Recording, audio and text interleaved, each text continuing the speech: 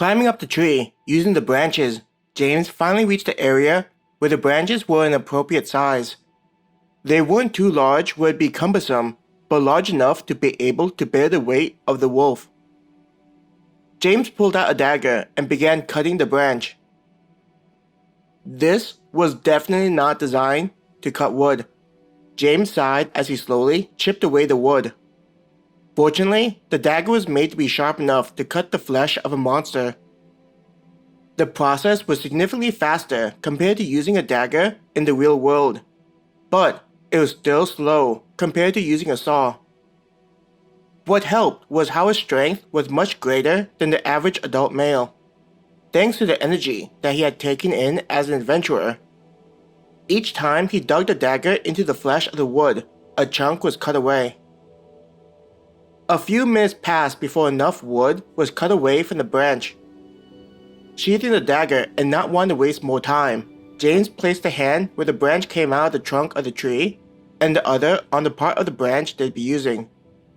With a grunt, James broke off the branch. Looking down, he saw Maya waiting for him.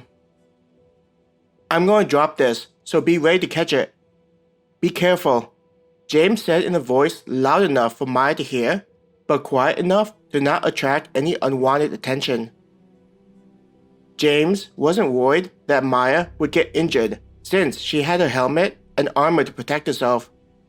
The armor was designed to defend against much stronger attacks than a falling branch.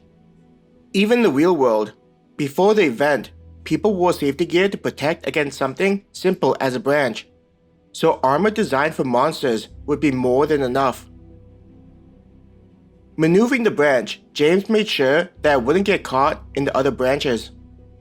Hopefully, this thing is heavy enough to just keep falling down. I don't feel like having to cut off the smaller branches up here, James thought.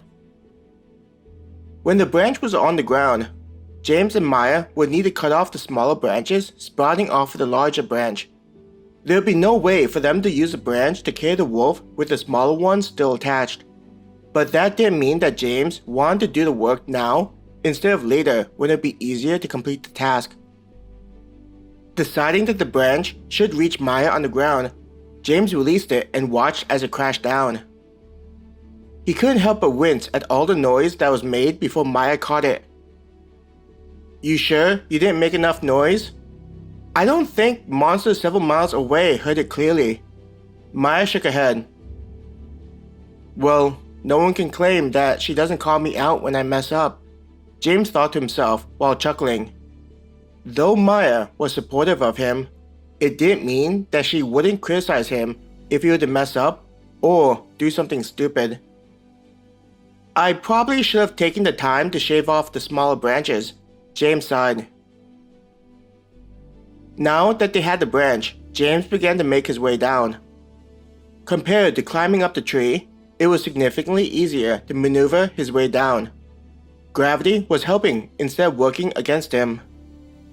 Reaching the last level of branches, James jumped down to the ground. He made sure to bend his knees as his feet hit the ground. However, his stronger body would have likely have taken the impact easily, even without the precaution.